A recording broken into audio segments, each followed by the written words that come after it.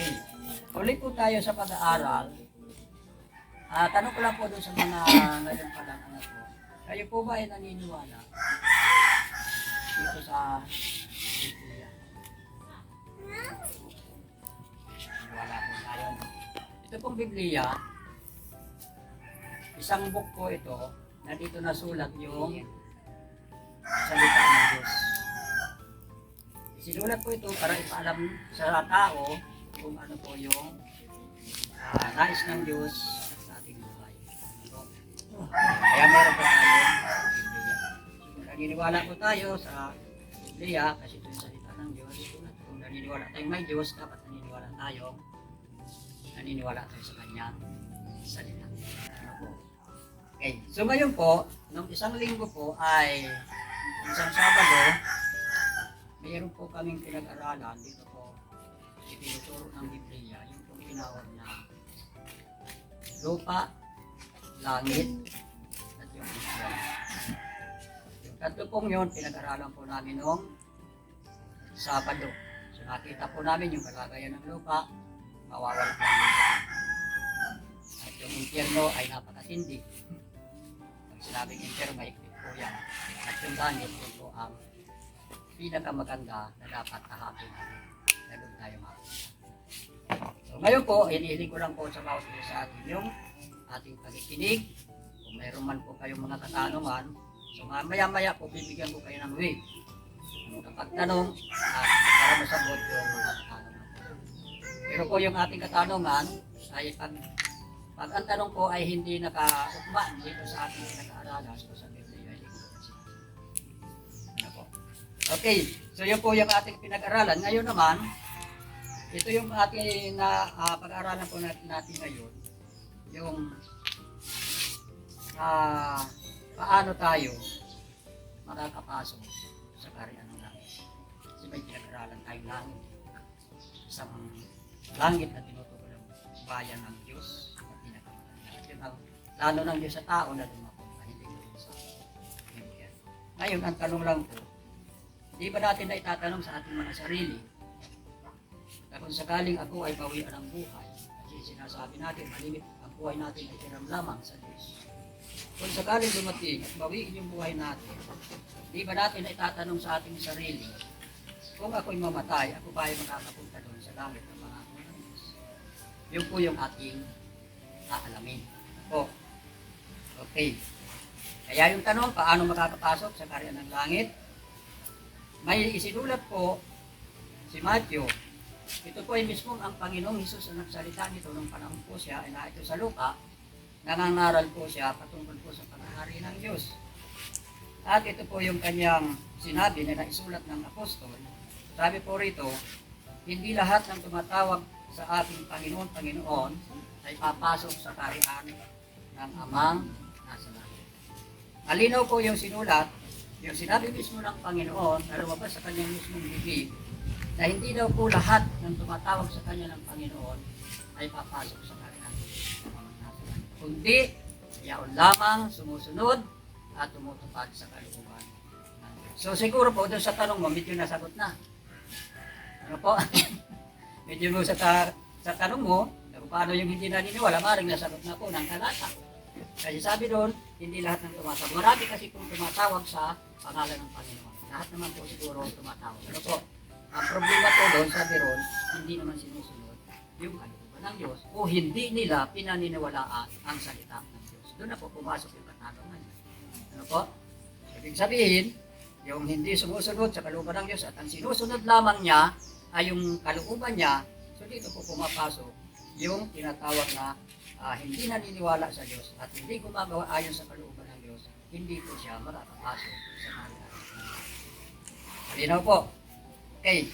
So, sa Matthew chapter 5 verse 20 po, sinabi po ng Panginoon sa kanyang mga kaharap na kung ang pagsunod lang daw po natin o ng tao ay katulad lamang ng pagsunod ng mga Pariseo at Eskriba, hindi kayo makakapasok sa kaharian. Malinaw po na sinabi ni Jesus, kaharap-harapan ay tinulig sa niya yung mga Pariseo at Eskriba ng panahon sa Israel. Okay. bansang Israel. Ano po? Okay. Ulitin ko lang po yung sinabi niya rito. Sinabi ko sa inyo, kung ang pagsunod ninyo sa kalooban ng Diyos ay tulad lamang ng pagsunod ng mga eskriba at mga parisiyo, hindi kayo makakapasok sa kaharian ng Diyos. Ano bang klaseng pagsunod ng mga parisiyo? Sino ba itong mga parisiyo ito at eskriba? Ito po mga parisiyo ng eskriba, ng unang panahon po, sila po yung mga tagapagturo ng kautusan ni Moses. Mga taga-simbahan, pero yung kanilang pamumuhay o yung kanilang tinatawag na pananampalataya, hindi po nakita sa kanilang buhay. Naging mga mapagkaimbabaw lang po sila. Tuloy po natin sa Matthew 23 verse 25 hanggang 20. Sa aba ninyo, mga eskriba at mga parisiyo, mga mapagkaimbabaw, tinawag po ng Panginoon ng mga mapagkaimbabaw. Anong ibig sabihin po ng mapagkaimbabaw? Mapagkunwari. Mapagkunwari sa Eperon. Ano? Mga mapagkaimbabaw. Nililinis ninyo ang labas ng tasa at ng pinggan, ngunit ang loob nito ay punong-puno ng mga sinutkot ninyo. Dahil sa kasakiman at pagsasamantala. Yan. Bulag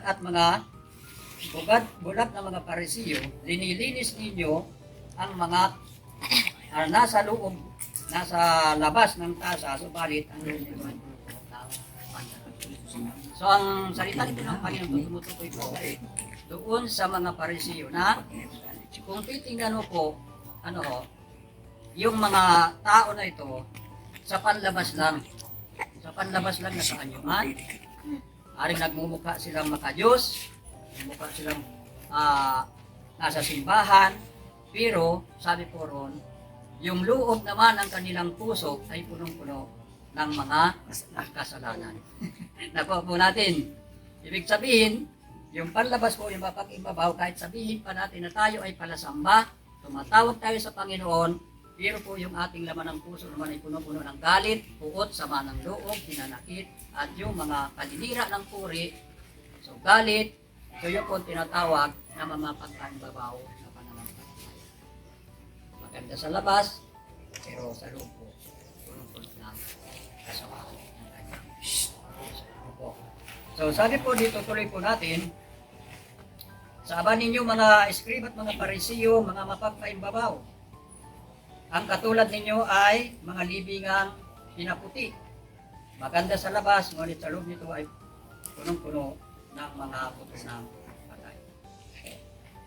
So yun ang tulad po dun sa libingan, kasi ang libingan po yung metsuba, maganda yung paglabas sa tingnan, pinituran, inakayos, pero ang loob po niya pag tinignan natin, punong-puno po ng kabuluhan. At yun po ay tumutukoy sa isang tao na sabihin man niyang araw-araw siya nasa simbahan, may mga probinsya siya, pumupunta diyan. Halimbawa, tulad ngayon, mayroong pista ng Naga, Peña Francia. Kahit ganyan ginagawa ng tao, kasi nasabing makadiyos, pero kung ang puso naman ay punong-punong ng kasamaan, sabi ko, hindi pa rin tayo makakapasok sa kanya ng mga magkaya. At sabi po sa verse 21, sabi po doon, sabi ron, ganyan-ganyan kayo. Kapag ganun lang daw po yung ating pagsunod, ay hindi po tayo mapapabilang sa kaharian ng tao. Yun po yung una. Unang-una, ay dapat po tayo ay sumunod po sa kalooban ng Diyos. Okay. Sa Matthew 7:21 kasi po, balikan natin, hindi lahat ng tumatawag. Kaya po, kahit sabihin natin, maraming tumatawag sa Panginoon ay pag may sakit siya, pag nahihirapan na siya, yung walang-wala na siya, lumalapit siya sa Diyos, tumatawag sa Diyos, Diyos po, tulungan mo ko. Bawa, dati may mga sakit tayo, minsan tumatawag tayo sa Diyos. Okay yun, pero sabi ron, hindi nga na. Okay, so ano dapat po? Dapat po, ng una po, ay magkaroon po tayo ng tinatawag na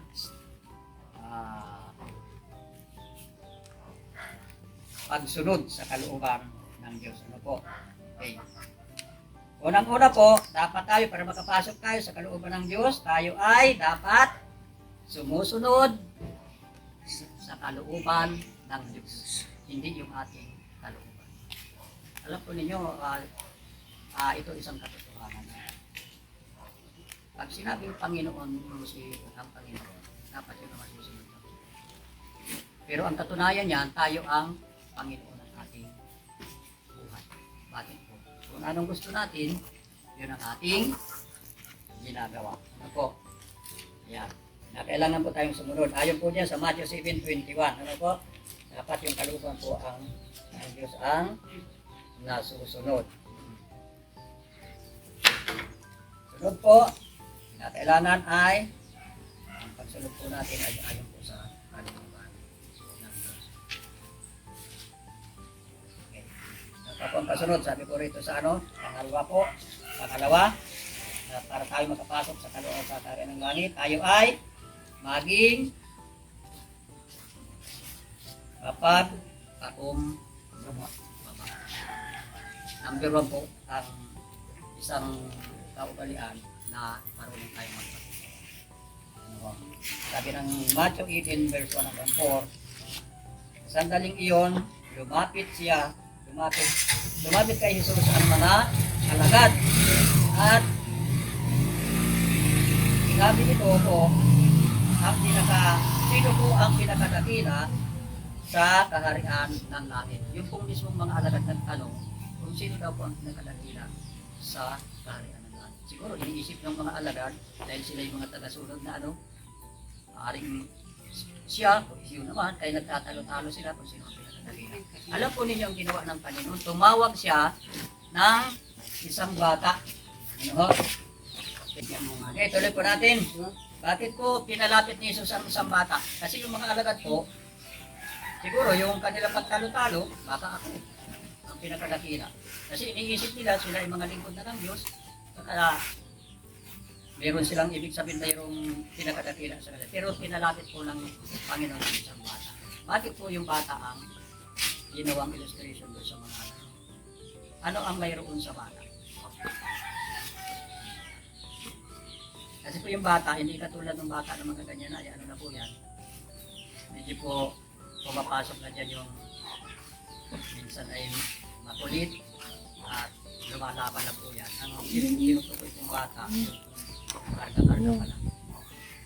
Doon na hindi tulad kasi po ang bata, kahit paluin mo yun, wala yun sa ng loob.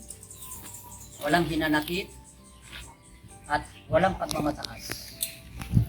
Hindi tulad po pag matanda na, kahit pagwikaan mo lang, nagkakaroon na po ng hinanakit sa kanyang puso. Isang maaaring hindi naman illegal, ganun. At mayroon na pong tinatawag na pagmamataas. Kasi pag hindi na siya nag-imik, parakawakan na niya yun. At sabihin mo, kailanman hindi na po sa iyo imik. Dahil sa ginawa ko sa akin. Nawawala po yung kanilang tinatawag na humble. Ang isang bata po, sisipin po natin, kahit paluin mo yan, kahit paganitan mo yan, hindi po yan nagtatanim sa makin. Lalapit at lalapit po yan sa kanyang magulang. Pero pag tayo po, medyo mga maedad na, sa mag-asawa lang namin, sa tayo minsan ay pag nagkaroon ng hindi magandang pagkakaunawaan, naghihiwalay. Nawawala yung kababaan, walang nagpapatumba, gusto nila sila parehas, manalo. So yun po yung kinakailangan para makapasok po tayo sa kaharian ng langit ay dapat po tayo ay mayroong pusong mapagpakumbaba. Kasi po si Jesus Christ, bagamat siya ay isang sabing anak ng Diyos ng kataas-taasan, siya po ang pinakamodelo po ng pagpapakumbaba. No? Iniwan niya ang kanyang kaharian, pumunta sa lupa, namuhay na bilang isang alipin. At kahit po siya nalipusta, linuran, pinagbibigkaan, hanggang sa ibinintangan at ipinato sa cross, siya po ay natatiling humble. At huli-hulihan ang kanyang huling hininga, siya po ay napatawad. So ganun po, dapat meron po tayong pusong mapagpakumbaba. No?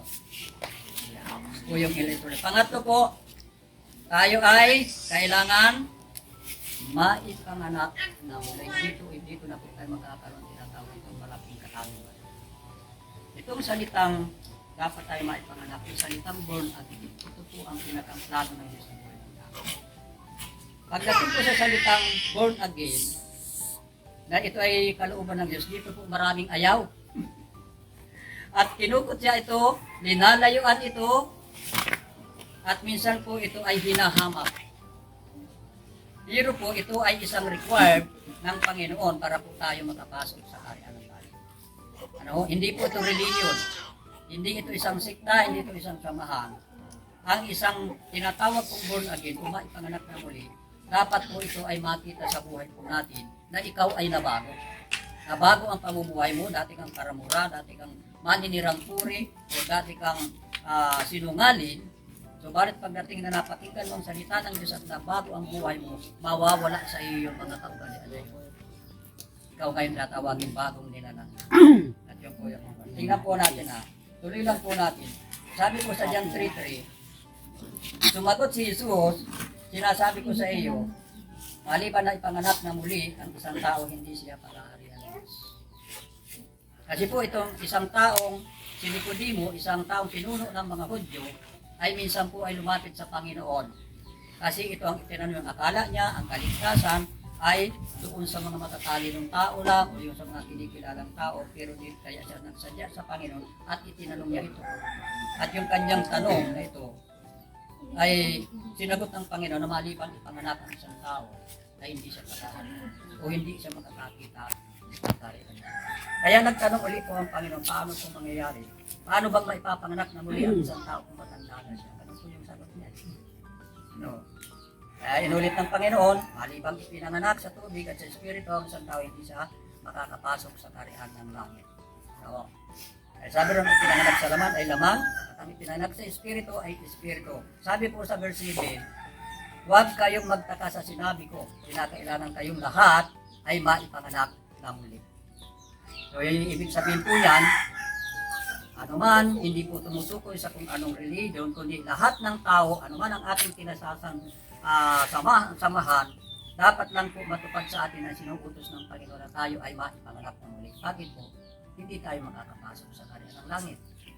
Ang ibig sabihin kasi pinanganak sa laman, ano ang gawa ng laman sa Galatia chapter 5 po, verse 19 hanggang 20, naroon po yun doon.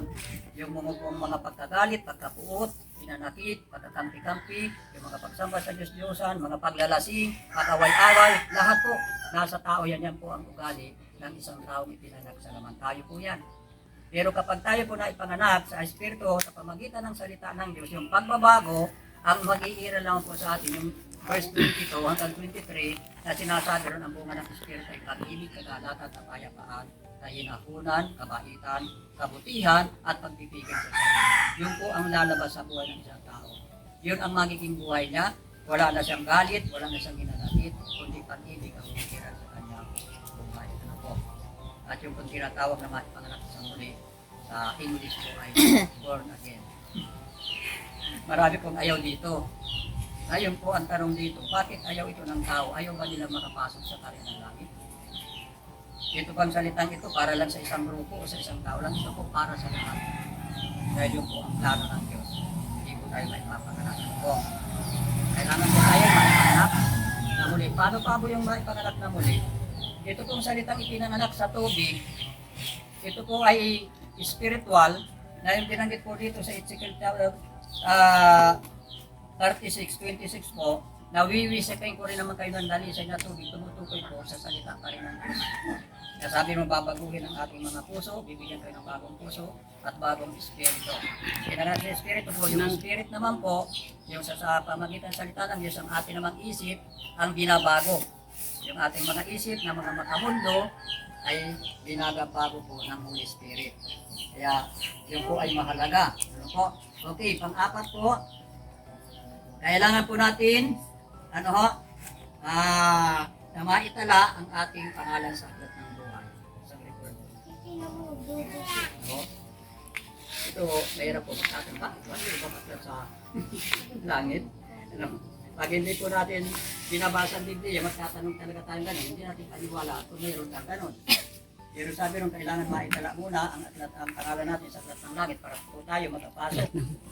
Sa pahayag po 21:27, sabi ko rin yun, Sabi ko rito, ngunit hindi makakapasok doon ang anumang bagay na marumi sa paningin ng Diyos.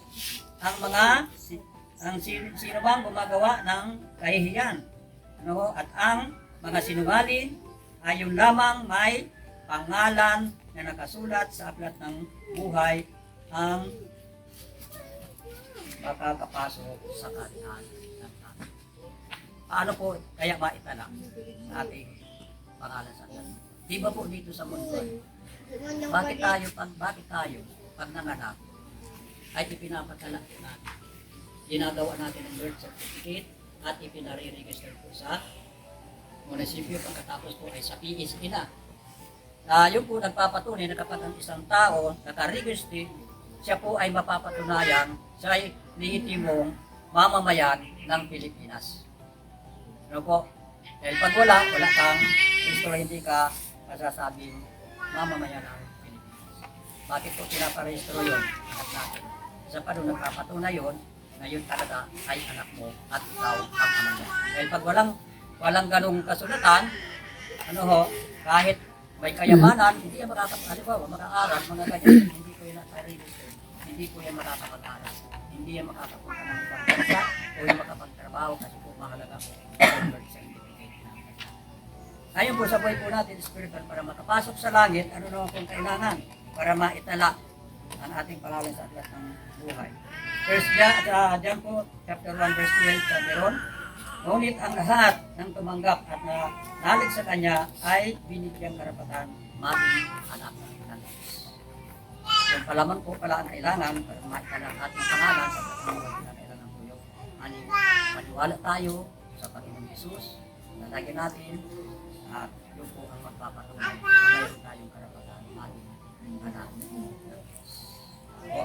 Itin ko lang po, ngunit ang lahat ang tumanggap, ibig sabihin, tinatanggap mo sa buhay mo ang Panginoon at pinaniniwalaan mo ito, sabi ko ron, may karapatan tayong maging anak ng Diyos. Karapatan po yan, maging anak ng Diyos. Ibig sabihin, doon nagkakaroon tayo ng authority na maging anak ng Diyos.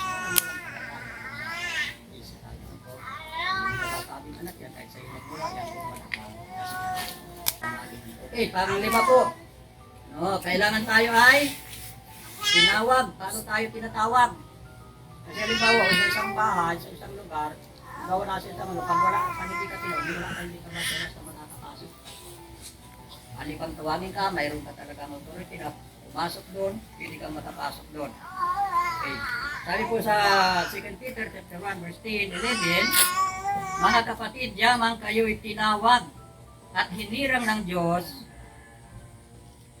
magpakatatag kayo at sa inyong kalagayang ito upang maluwag kayo pasukin sa kaharian ng Diyos.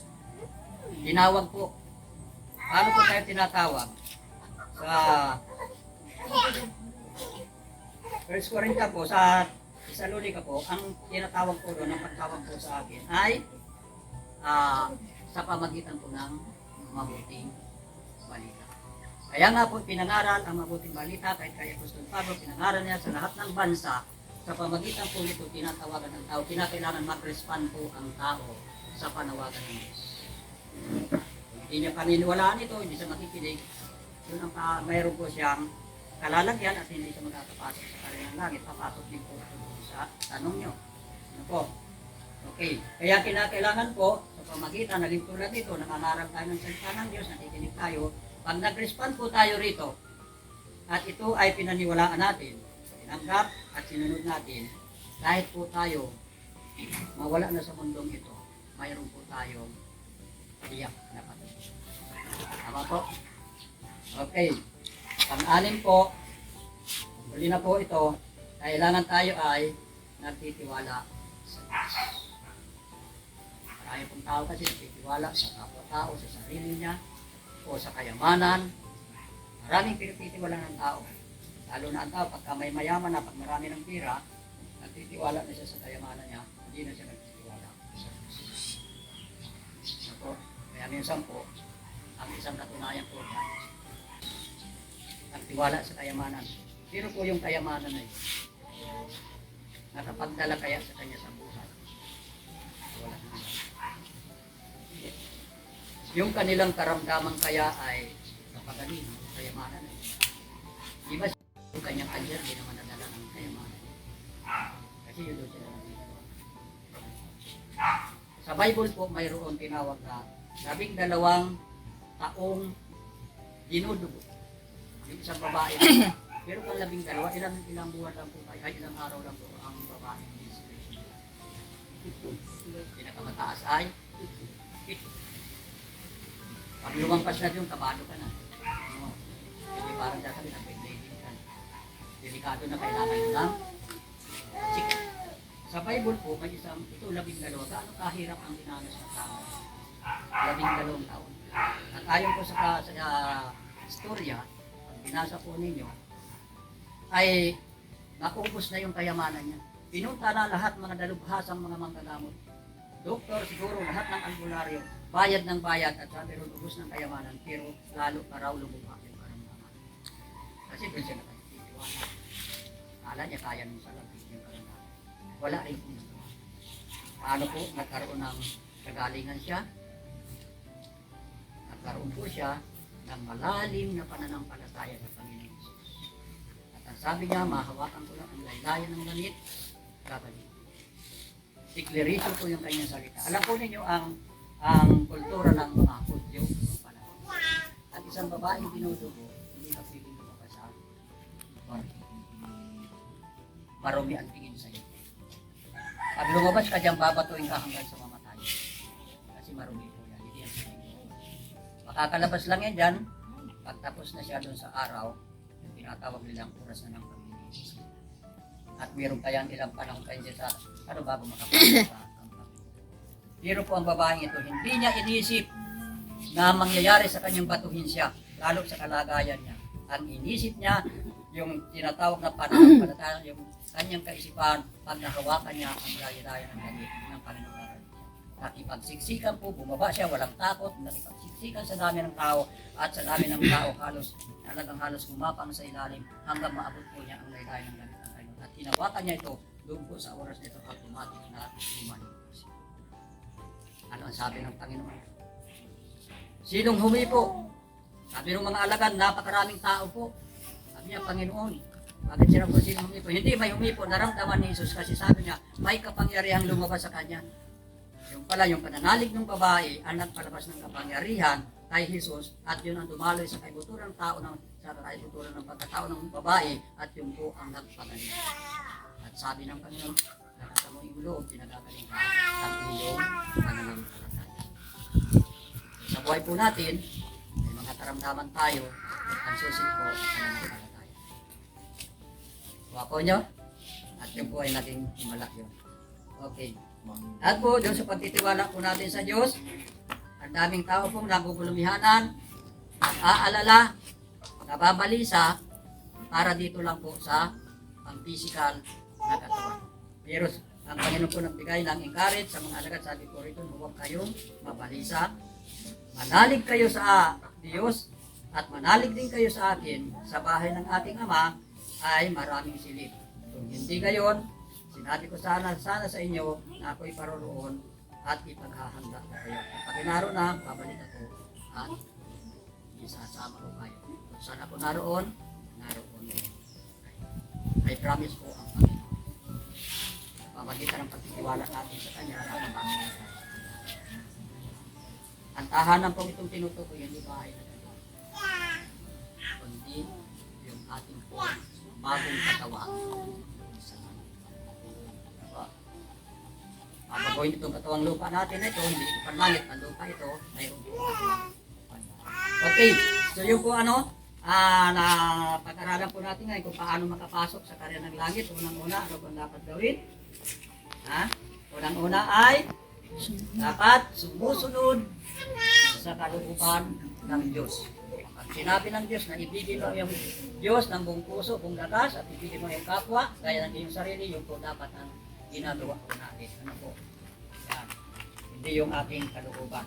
O, pangalawa, tayo ay maging mapagpakumbaba. Pangatlo po, tayo ay kailangan maipanganak na muli. Ang tanong po dyan, sino ang gusto maipanganak na muli? Ayaw po ba ninyo dito? Kasi po pag hindi, ayaw natin, ay kalalagyan din po yan. Kailangan po maipanganak. Alam po ninyo maipanganak na muli, hindi po yung physical. Ito ay sa pamagitan ng salita ng Diyos. Na kapag pinaniwalaan mo ang salita ng Diyos, sinusunod mo yung lahat ng sinasabi ng Panginoon, mababago ang sitwasyon ng buhay natin at yun ang tinatawag na bago ang mawawala na yung natin. Tulad ko po, i-testify ko lang po sa inyo, dati po ako namuhay po ako sa mundo, hindi nakapag-aral dahil na napasok ako sa pagbabarkada, basag ulo, lasinggo, magnanakaw, sugarol, lahat na nasa akin na po lahat. Pero dumating po ang panahon, nang nakarinig po ako ng mabuting balita na ito na nangaral, itinangaral din po sa akin, at ito po ay pinaniwalaan ko, isinabuhay ko na bago po ang buhay. Nawala na yung pagnanakaw, nawala na yung pag-inom, nawala ang pagkikipag-away, nawala na yung kasinungalingan, at yung puot sa puso ko, nawala na po yun. So nabago po ang sitwasyon ng buhay ko. Hindi ibig sabihin, sabi ng mga kapatid ko, nagalit sa akin, minura ko dahil sabi nila, binago ko raw yung relihiyon namin. Pinalikuran ko raw yung relihiyon namin. Ang sagot ko, wala akong binabagong relihiyon at wala akong pinakalikuran. Ang pinalikuran ko yung masasamang gawa ko. At ang binago ko yung buhay. Ang nagbago sa akin, ay nagpapuli ang Diyos. Pamagitan ng panahon. Period. Ganun lang po. Hindi relihiyon ang pinag-uusapan dito. Relasyon natin sa Diyos. Sakali man tayo mamatay dito, ay tiyak po tayo. Dalawa lang po yan. Napag-aralan po namin, dalawa yung langit at impyerno. Kasi po napag-aralan po namin itong katawan, dito lang sa lupa. Yung espiritu na binigay sa atin ng Diyos, babalik sa Diyos. Yung kaluluwa po natin, ito ang dinigay. Ito yung dapat natin pinaghahandaan. Dahil yung kaluluwa po natin ay pwedeng sa impyerno, pwedeng sa ngayon ito pinag-aralan po natin para doon tayo sa langit. Itong anim na ito ang dapat magawa. Tama po? Naurawan po niyo. Okay, bago po ako magtapos, may tanong ka pa po? Yung unang ko po tanong, maaaring nasagot na po. May tanong ka pa po. At kung wala na po, sa mga susunod po mga marami pa po tayong pag-aaralan. Makinig lang po kayong makinig. Marami po kayong kasi ang nagtuturo po kami, hindi katungkol sa reliyon, hindi katungkol sa relasyon sa Diyos. Pag reliyon pag-uusapan po natin, walang katapusan. Walang tamang reliyon. Ang tama po kung paano tayo sumunod sa Diyos. Amen.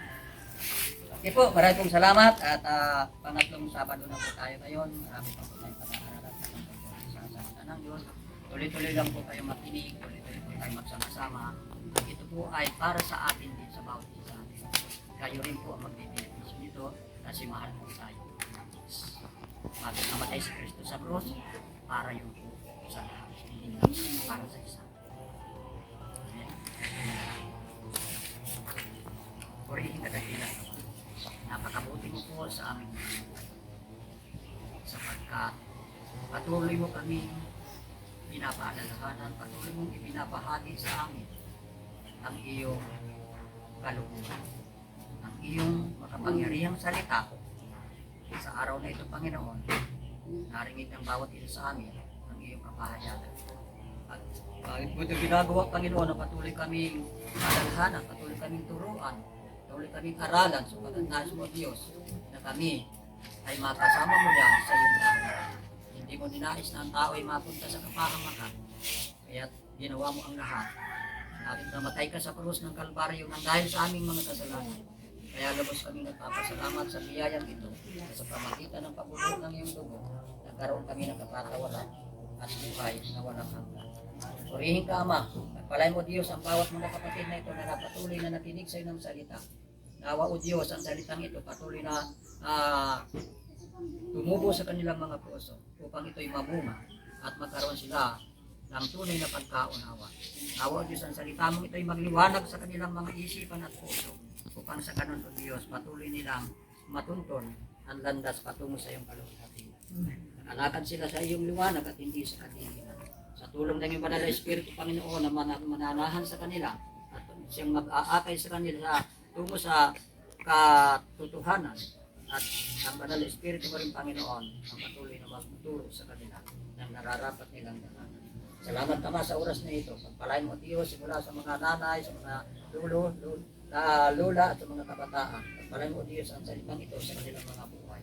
At nawa o Diyos, ingatan mo sila at orientuhin mo silang pagpalain sa lahat ng bagay, sa lahat ng kanilang pangangailangan. Ilayo mo rin sila sa lahat ng mga anumang mga karamdaman. Kalingin mo sila. Itong kasama namin, Panginoon, ang kapatid nito mayroong karamdaman, si Nana, si Lola at itong kapatid na ito ay mayroon silang karapansanan na nakikita mo, Diyos. Amang banal, kayo po ang Diyos na makapangyarihan sila. Kayo magbigay sa kanila ng katatagan, kalakasan na mapaglabanan nila ang mga pagsubok sa kanilang mga buhay. At loobin mo, Diyos, na sila ay bigyan mo pa ng mahabang buhay. Purihin ka, Ama, sa oras na ito. Ito ang aming dalangin sa pangalan ni Jesus. Amen.